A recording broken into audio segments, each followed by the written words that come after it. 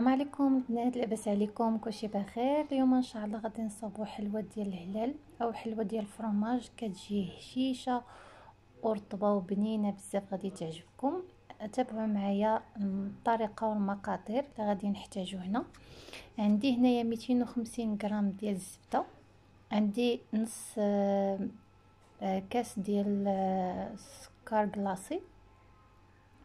كنمزجو هاد العناصر بجوج مزيان حتى تولي لنا بحال بوماد.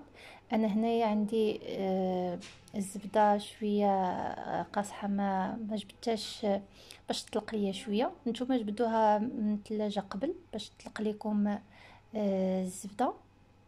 صافي غادي نخلط هادشي مزيان، الزبده مع السكر كلاصي، وغادي نزيد كاس ونص ديال الزيت،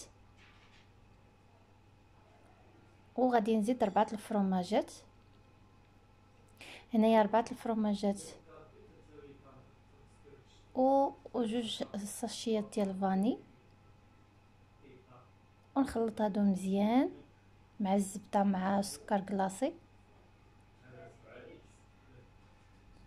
وغادي نزيد كاس ونص ديال الزيت،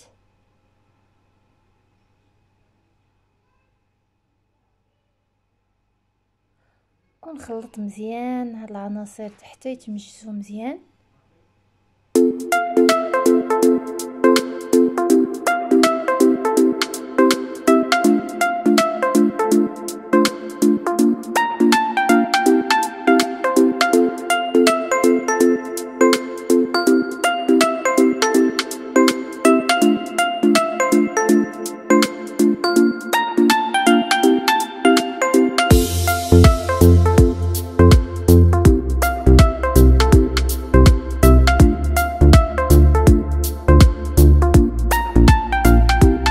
غادي نضيف الدقيق وخماره وحده من فئه 7 غرام. صافي غادي نخلط هادشي مزيان، غنبقى نزيد الدقيق تدريجيا. هنا بحال التخليه حسبت الدقيق 700 غرام. شوفوا نتوما على حسب الدقيق، عبروا 700 غرام وتبقاو ديروا شويه بشويه الدقيق، وكتكون العجينه ما قاصحه ما رطبه بزاف، ما تتلصقش في اليدين. دابا نوريكم كيفاش تكون. المهم هنا دخلت ليا 700 غرام ديال الدقيق. صافي غادي نبقى نكمل هكا حتى تجمع ليا العجين.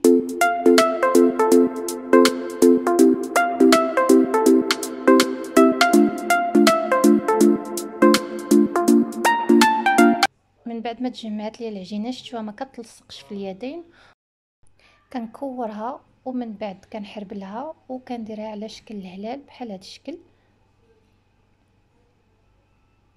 غنعاود معكم وحده اخرى.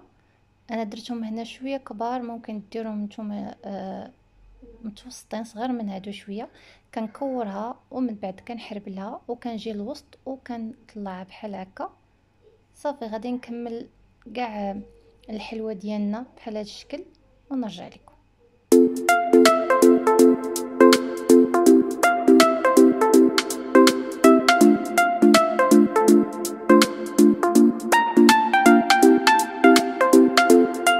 من بعد ما كملت كاع اللاطه غادي نسخن الفران على 180. هنا بقى لي هاد شويه حتى ندخل هاد اللاطه ونرجع لكم.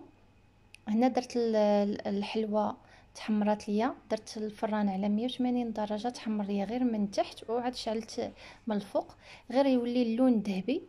صافي وكنخرجها بحال هذا الشكل. كندير عليها سكر كلاصي يكون مغربل وصافي، وكنديرهم كاملين بحال هكا سكر كلاصي وكنقدمهم بالصحه والراحه. نتمنى هاد الوصفه ديال الحلوه الفرماج او الهلال تعجبكم. هاد الطريقه راه زوينه بزاف، غادي يعجبهم كبار وصغار. ما تنساوش تبارطاجيو مع احبابكم وصحابكم وتفعيل الجرس يوصل لكم دائما الجديد. وشكرا لكم وبالصحه والراحه.